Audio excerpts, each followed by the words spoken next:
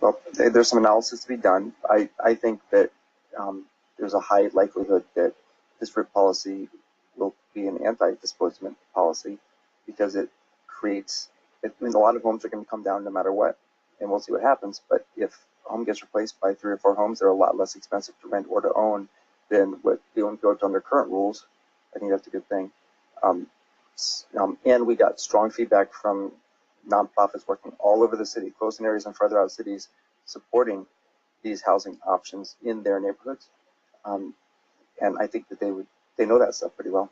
So I'm happy to see the verdict. But I recognize that the residential central project is too discrete a scale of homes to try and get much, if any, regulated affordable housing. Only a small amount is likely to come through this project.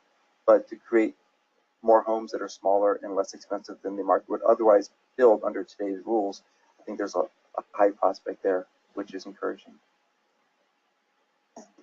I agree with Eli that the net effect will be that the homes that will be built, if they're smaller, are likely to be more affordable. I think that shouldn't prevent us to think about who is living in the homes that are being torn down and what is happening to those people next. And so I think there's where the disconnect comes from.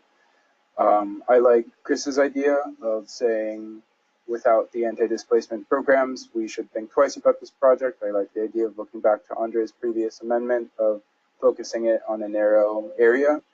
I also think that it's worth considering a delay even if anti-displacement programs are created, because I think it will take time to get people on the ground and to make a difference in programming. And if the zoning goes into effect immediately and we start seeing development and people approaching owners to buy their property immediately, then the fact that we also had anti-displacement programs go into effect at the same time doesn't help if they aren't able to reach people before development does. And so I think that should be considered.